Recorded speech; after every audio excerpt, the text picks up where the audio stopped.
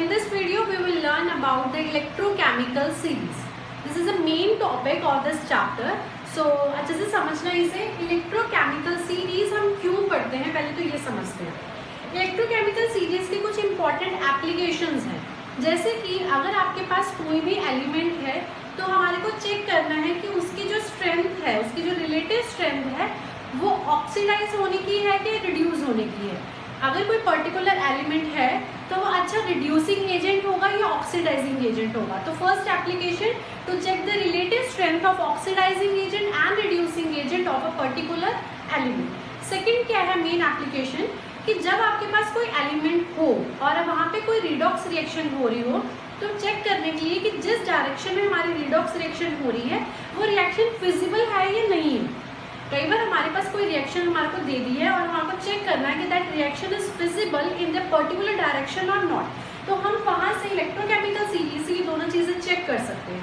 जैसे कि हम लोग 10th में हमारे पास क्वेश्चन होता था कि आप क्या जिंक पोर्ट में कॉपर सल्फेट को पुट कर सकते हो, तो वहाँ पे हम क्या बोलते थे नहीं. क्यों? हम एक्टिविटी सीरीज देखते थे, उसके रिएक्टिविटी सीरीज के बेसिस पे देखते थे कि कौन ज़्यादा रिएक्टिव है, तो हम बोलते थे कि नहीं हम जिंक पोर्ट में कॉपर सल्फेट को पुट नहीं कर सकते. क्यों? क्योंकि वहाँ पे जो जिंक है वो ज़्यादा रिएक्टिव है और वो जो ज़्यादा रिएक्टिव है तो वो क्या करेगा, कॉपर सल्फेट को सल्फेट डिस्प्लेस करके खुद उसकी पोजीशन पे आ जाएगा. तो वही चीज़ है. अब क्यों ऐसा हो रहा है तो वो हम सारे इलेक्ट्रोकेमिकल सीरीज से समझेंगे. तो स्टार्ट करते हैं. First of all electrochemical series क्या होती है, ठीक है. अब इलेक्ट्रोकेमिकल सीरीज को हम एक्टिविटी सीरीज भी बोल सकते हैं.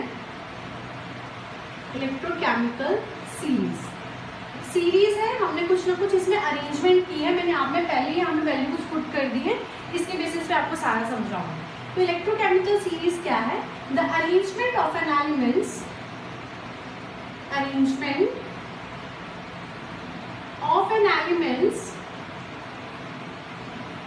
in increasing order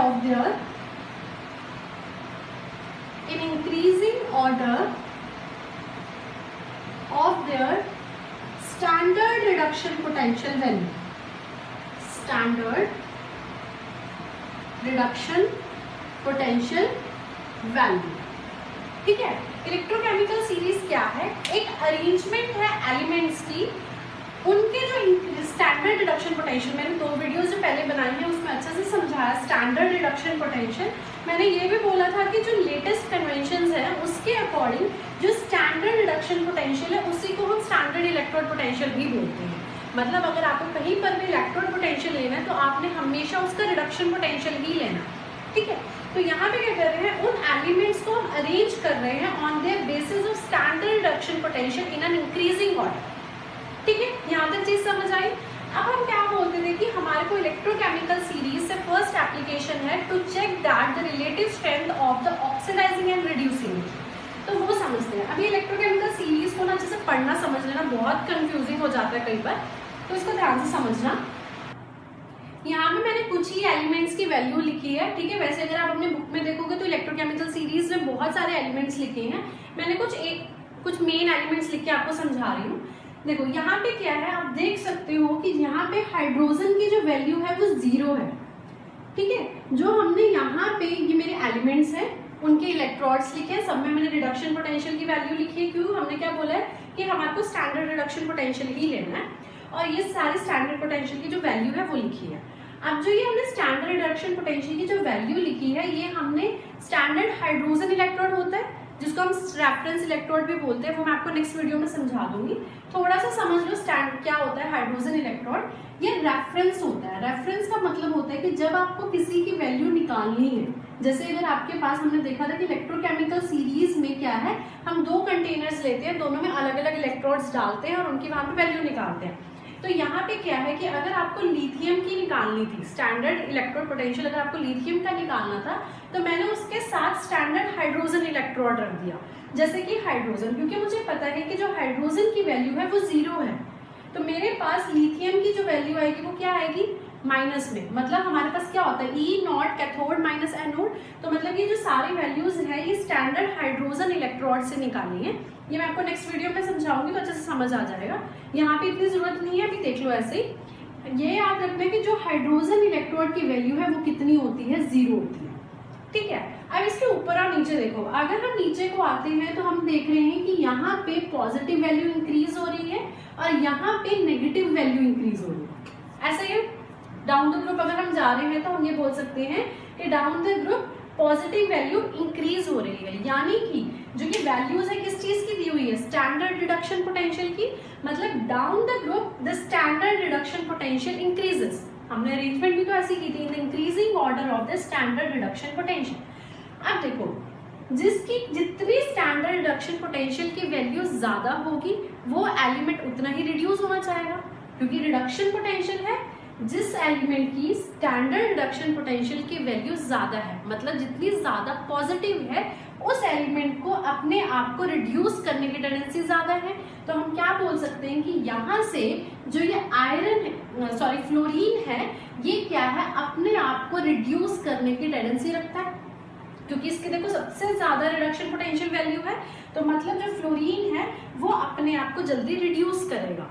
अब जो अपने आप को जल्दी रिड्यूस करता है वो एजेंट्स की टर्म में क्या बोलते हैं, ऑक्सीडाइजिंग एजेंट।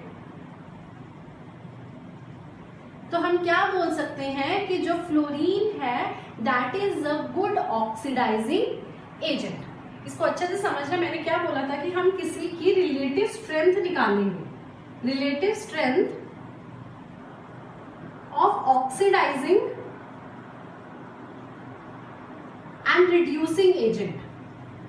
ठीक है, तो क्या आया समझ यहां से कि जिसकी जितनी ज्यादा स्टैंडर्ड रिडक्शन पोटेंशियल की वैल्यू होगी, जिसकी जितनी ज्यादा स्टैंडर्ड रिडक्शन पोटेंशियल की वैल्यू ज्यादा है यानी कि हाईली पॉजिटिव है, वो अपने आप को क्या करेगा, जल्दी रिड्यूस करेगा। और जो अपने आप को जल्दी रिड्यूस करता है वो क्या होते हैं, that are the good oxidising agent. तो हमारी सीरीज से क्या पता चल रहा है कि अगर हम डाउन द ग्रुप आए तो हमारी ऑक्सीडाइजिंग जो पावर है दैट गेट्स स्ट्रॉन्ग। तो यहाँ पे जो ये है ये क्या है, स्ट्रॉन्ग ऑक्सीडाइजिंग एजेंट।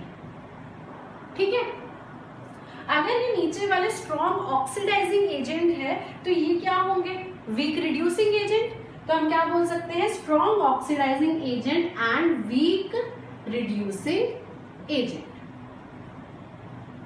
ये चीज क्लियर हुई। अब देखो, जिसकी ज्यादा नेगेटिव वैल्यू है, यानी कि अगर उसके स्टैंडर्ड रिडक्शन पोटेंशियल की वैल्यू नेगेटिव है, मतलब वो करना ही नहीं चाहता, अपने आप को रिड्यूस ही नहीं करना चाहता, तभी तो उसकी वैल्यू नेगेटिव है। तो अगर ये अपने आप को रिड्यूस नहीं करना चाहता तो क्या करना चाहता है, अपने आप को ऑक्सीडाइज करेगा। अगर वो अपने आप को ऑक्सीडाइज कर रहा है तो वो क्या है, अच्छा रिड्यूसिंग एजेंट है। तो हम क्या बोल सकते हैं कि जो लिथियम आयन है वो क्या है, स्ट्रॉन्ग रिड्यूसिंग एजेंट। अगर स्ट्रॉन्ग रिड्यूसिंग एजेंट है तो वीक ऑक्सीडाइजिंग एजेंट होगा। देखो हुआ चीज क्लियर। डाउन द ग्रुप आए तो हमारी ऑक्सीडाइजिंग एजेंट यानी कि ऑक्सीडाइजिंग जो पावर है वो क्या हो रही है, इंक्रीज हो रही है। और यहाँ पे अगर हम बात करें तो down the group reducing agent जो है वो क्या हो रहे हैं, वीक होते जा रहे हैं। तो अगर हम क्वेश्चन देखें तो हमारे पास अगर आए कि सबसे ज्यादा इलेक्ट्रोकेमिकल सीरीज में स्ट्रॉन्ग ऑक्सीडाइजिंग एजेंट कौन है, तो कौन है, दैट इज अ फ्लोरीन। और सबसे ज्यादा वीक रिड्यूसिंग एजेंट कौन है, तो क्या है वो, लिथियम, क्योंकि वो तो रिडक्शन ही रही है। देखो हमने सबकी जो वैल्यूज लिखी है वो स्टैंडर्ड रिडक्शन पोटेंशियल की लिखी है। ये चीज होगी क्लियर। अब इसके बेसिस पे क्वेश्चन है, देखो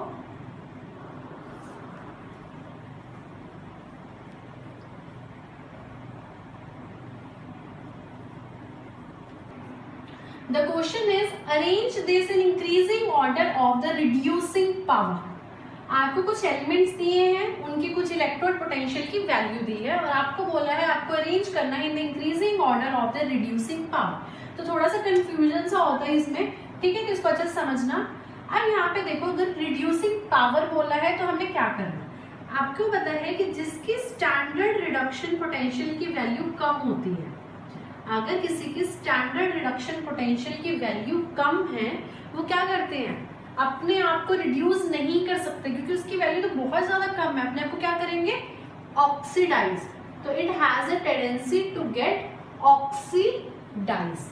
अगर कोई अपने आप को ऑक्सीडाइज कर रहा है तो वो क्या अच्छा होगा, it will have more reducing power. समझ आया।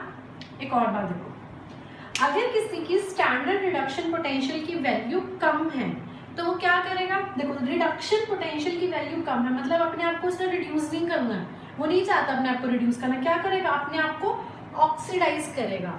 अगर कोई भी एलिमेंट अपने आप को ऑक्सीडाइज कर रहा है तो दूसरे को क्या करेगा, रिड्यूस करेगा। तो मतलब क्या है, अपने आप को उसकी ऑक्सीडाइज करने की टेंडेंसी ज्यादा है, तो मतलब उसकी दूसरों को रिड्यूस करने की पावर क्या है, ज्यादा है। तो हमारे को क्या बोला है, रिड्यूसिंग पावर में अरेंज करना है। तो जिसकी स्टैंडर्ड रिडक्शन पोटेंशियल की वैल्यू कम होगी वो सबसे ज्यादा अच्छा रिड्यूसिंग पावर, मतलब उसकी सबसे ज्यादा रिड्यूसिंग पावर होगी। तो यहाँ पे देखते हैं स्टैंडर्ड रिडक्शन पोटेंशियल की वैल्यू किसकी कम है।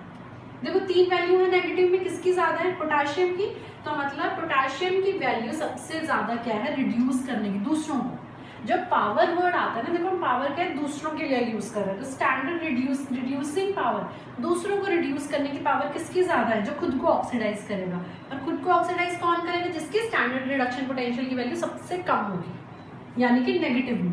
तो पोटेशियम ज्यादा, उसके बाद क्या है हमारे पास, मैग्नीशियम, नेक्स्ट नेगेटिव वैल्यू किसकी है, और क्रोमियम।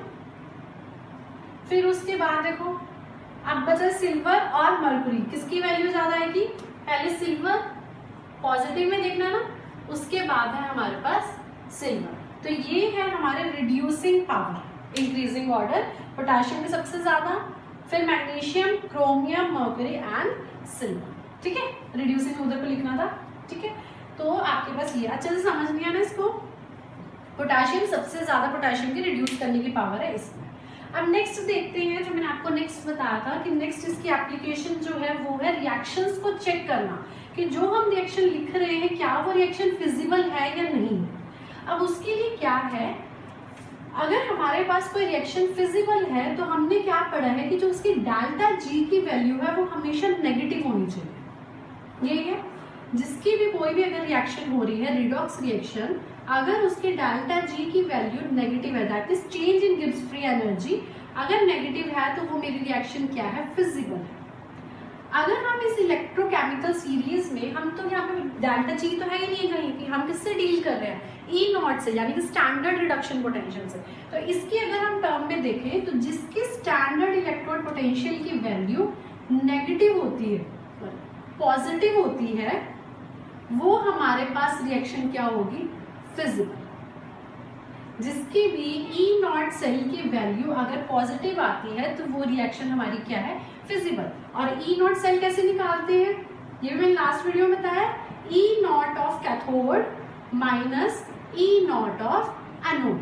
कैथोड मतलब कौन सी रिएक्शन, जो राइट साइड पे हो रही है और जिसमें रिडक्शन हो रही है। ठीक है, यहाँ पे एनोड मतलब ऑक्सीडेशन, बट आपको स्टैंडर्ड रिडक्शन पोटेंशियल कौन सी वैल्यू लिखनी है, हमेशा लिखनी कौन सी है, रिडक्शन वाली। ठीक है, तो जिसकी ई सेल की वैल्यू पॉजिटिव है वो रिएक्शन फिजिबल होगी, जिसकी ई सेल की वैल्यू नेगेटिव है वो रिएक्शन क्या होगी, नॉट फिजिबल। अगर वो फिजिबल नहीं है तो रिएक्शन को क्या कर दोगे आप, रिवर्स कर दोगे। जैसे एक क्वेश्चन देखो, हमारे को रिएक्शन दी है copper 2 positive plus Ag to form copper plus Ag2 positive. ठीक है, ये रिएक्शन दी है। अब उन्होंने पूछा है कि बताओ क्या ये रिएक्शन फिजिबल है या नहीं है। ठीक है, अगर आपके पास ई नॉट की वैल्यू दी होती तो वहां से भी हम देख लेते, E naught cathode minus anode put करते, अगर मेरी ई नॉट की वैल्यूज को सॉल्व करके अगर पॉजिटिव आ रही है तो रिएक्शन फिजिबल है। अब यहाँ पे कोई वैल्यू नहीं दी, उन्होंने बोला है कि आप इलेक्ट्रोकेमिकल सीरीज से चेक करो क्या ये रिएक्शन फिजिबल है या नहीं है। देखने से तो लग रहा है हाँ हो रही है रिएक्शन, है ना, बट देखो क्या है। अब यहाँ पे जो कॉपर है, कॉपर 2 पॉजिटिव से किसमें कन्वर्ट हो रहा है, कॉपर में। तो यहाँ पे क्या हो रही है, देखो कॉपर 2 पॉजिटिव से कॉपर है, चेक करना आता है कि ऑक्सीडेशन या रिडक्शन कैसे हो रही है। यहाँ पे कॉपर की जो ऑक्सीडाइजिंग पावर है वो क्या है, ऑक्सीडेशन स्टेट +2 है, यहाँ पे क्या है 0, तो +2 से 0 मतलब इलेक्ट्रॉन का गेन हो रहा है, तो इलेक्ट्रॉन का गेन मतलब रिडक्शन। तो यहाँ पे जो कॉपर है वो क्या कर रही है, रिडक्शन, और जो सिल्वर है वो क्या हो रहा है, हमारा ऑक्सीडाइज हो रहा है। ठीक है, सिल्वर क्या हो रहा है, ऑक्सीडाइज हो रहा है, यहां से ये पता चला। अब देखो, अब इस सीरीज में देखो कॉपर और सिल्वर में, कॉपर कहाँ है, ये है, और सिल्वर है हमारा। अब यहां से देखो जो सिल्वर है उसकी जो रिडक्शन पोटेंशियल की वैल्यू है वो क्या है, कॉपर से ज्यादा है। अगर इसकी कॉपर से ज्यादा सिल्वर की रिडक्शन पोटेंशियल की वैल्यू है तो सिल्वर की टेंडेंसी है ज्यादा रिड्यूस होने की। यही बात बनी ना, अगर स्टैंडर्ड रिडक्शन पोटेंशियल कॉपर और सिल्वर में से देखें तो इसकी ज्यादा वैल्यू पॉजिटिव है, जिसकी ज्यादा वैल्यू पॉजिटिव होगी वो उतना ही ज्यादा अपने आप को रिड्यूस करेगा। तो मतलब सिल्वर की टेंडेंसी है रिड्यूस होने की, बट मेरे यहाँ तो कुछ और ही हो रहा है। हमारे यहाँ तो क्या हो रहा है, सिल्वर की क्या हो रही है, ऑक्सीडेशन हो रही है। मतलब ये रिएक्शन क्या है हमारी, गलत है। हमारे इस रिएक्शन में क्या होना चाहिए था, सिल्वर की रिडक्शन होनी चाहिए थी, और कॉपर की वैल्यू पॉजिटिव कम है तो मतलब ये क्या होना चाहिए था, ऑक्सीडाइज होना चाहिए था। बट हमारे पास कॉपर क्या हो रहा है, रिड्यूस, तो ये रिएक्शन क्या है, गलत है। हमारी रिएक्शन क्या होनी चाहिए थी, अगर आपके पास ये रिएक्शन आई नॉट फिजिबल तो आप रिएक्शन को क्या कर दोगे, रिवर्स कर दोगे, तभी तो फिजिबल होगी। तो हमारे पास रिएक्शन क्या बन जाएगी, Ag2 positive plus copper two form copper 2 positive plus Ag। ठीक है, हमने क्या कर दी, जब भी आपके पास कोई रिएक्शन नॉट फिजिबल आए तो आप उस रिएक्शन को क्या कर दोगे, रिवर्स डायरेक्शन में कर दोगे। रिवर्स डायरेक्शन में करोगे तो हमारे पास क्या बन गया, Ag2 पॉजिटिव से Ag कन्वर्ट हो रहा है, Ag2 पॉजिटिव से Ag, तो मतलब यहाँ पे क्या हो रही है, रिडक्शन, और हमारे को क्या चाहिए था कि सिल्वर की रिडक्शन। ठीक है, यही मेन है। एक क्वेश्चन देख लेते हैं इस पे। The question is that you have to predict that this reaction is feasible or not। ठीक है, आपको बताना है कि रिएक्शन फिजिबल है या नहीं है। मैंने दूसरे तरीके से बता दिया, अगर आपको कोई रिएक्शन दी होगी तो आपको कैसे चेक करना है, उनका इलेक्ट्रोड पोटेंशियल देखना है। जिसका इलेक्ट्रोड पोटेंशियल ज्यादा पॉजिटिव है वो रिडक्शन में जाएगा, और जिसका कम है वो ऑक्सीडेशन में जाएगा। ठीक है, अब आपको दे दी है इलेक्ट्रोड पोटेंशियल की वैल्यूज, और आपको बताना है क्या ये रिएक्शन फिजिबल है या नहीं है। तो देखो हमारे को रिएक्शन किसमें दी है, Fe3 पॉजिटिव और I नेगेटिव के बीच में रिएक्शन दी है। अब हमारे को देखो यहाँ पे दो वैल्यूज भी दी है, दोनों की स्टैंडर्ड रिडक्शन की वैल्यू दी है। अब इसकी स्टैंडर्ड रिडक्शन की वैल्यू है प्लस 0.54 और इसकी है 0.77। किसकी ज्यादा है रिडक्शन पोटेंशियल की वैल्यू, इसकी। तो मतलब ये क्या होगा हमारा रिड्यूस, और ये क्या होगा ऑक्सीडाइज। तो मतलब ये है रिडक्शन में, ये है ऑक्सीडेशन में। तो इसकी रिएक्शन बनाते हैं हम। रिएक्शन क्या बन जाएगी, Fe3 पॉजिटिव रिड्यूस हो रहा है, तो मतलब यहाँ पे क्या बनेगा इसका, Fe2 पॉजिटिव। यहाँ पे आयरन की ऑक्सीडेशन हो रही है। अच्छा, अब मुझे बताओ कि अगर इसकी ऑक्सीडेशन हो रही है तो यहाँ पे हम I2 लिखेंगे कि I नेगेटिव लिखेंगे। ऑक्सीडाइज हो रहा है तो मतलब इलेक्ट्रॉन की रिमूवल होनी चाहिए। मतलब जो आपको ऑक्सीडेशन स्टेट पहले अगर -1 में है, यहाँ पे देखो, यहाँ पे क्या लिखेंगे हम, I-1, यही है इसकी, और यहाँ पे जाके क्या बन जाएगा I2। क्यों, यहाँ पे ऑक्सीडेशन क्या होगी इसकी, ऑक्सीडेशन स्टेट 0, मतलब -1 से 0, -1 से 0 मतलब इलेक्ट्रॉन का लॉस हो रहा है। पहले उसमें चार्ज -1 था, अब कितना हो गया 0, मतलब चार्ज कम हो गया। तो मतलब कब कम होगा, जब उसमें से इलेक्ट्रॉन रिमूव होगा। जिसमें से इलेक्ट्रॉन रिमूव होगा वो क्या है, ऑक्सीडेशन। तो हमारे पास रिएक्शन बन गई। ठीक है, अब हमारे हमने क्या निकालना है, E0 सेल, क्योंकि मैंने आपको बताया कि अगर कोई रिएक्शन फिजिबल है तो उसका E0 सेल की वैल्यू पॉजिटिव आनी चाहिए। चेक करते हैं, E0 सेल का फॉर्मूला क्या है, E0 ऑफ कैथोड। कैथोड पे क्या होती है, रिडक्शन। रिडक्शन किसकी हो रही है, आयरन की। तो हम क्या लिख सकते हैं, Fe3 positive to Fe2 positive minus E0 of anode. Anode मतलब ऑक्सीडेशन किसकी हो रही है, I2 negative to I negative. Value put करते हैं, कितनी है इसकी 0.77 माइनस 0.54, तो कितनी आ गई 0.23 वोल्ट। ठीक है, अब देखो क्या वैल्यू आई है, पॉजिटिव में आई है। अगर E0 सेल की वैल्यू मेरी पॉजिटिव में आई है, that means reaction is feasible.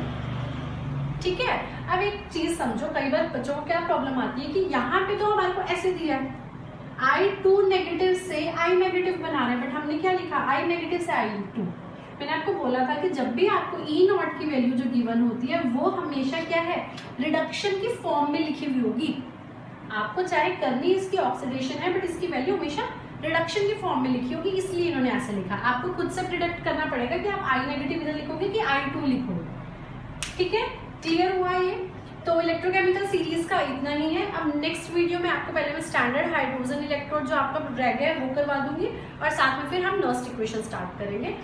तो यहाँ तक करो इतना, इसको अच्छे से समझो, थोड़ा सा ट्रिकी सा है बट इसको समझ आ जाएगा अच्छे से। एक दो बार न्यूमेरिकल्स देखो, इसको एक दो बार अच्छे से समझो, फिर न्यूमेरिकल्स करो तो हो जाएगा क्लियर। ठीक है, चलो अच्छे से पढ़ना, ऑल द बेस्ट।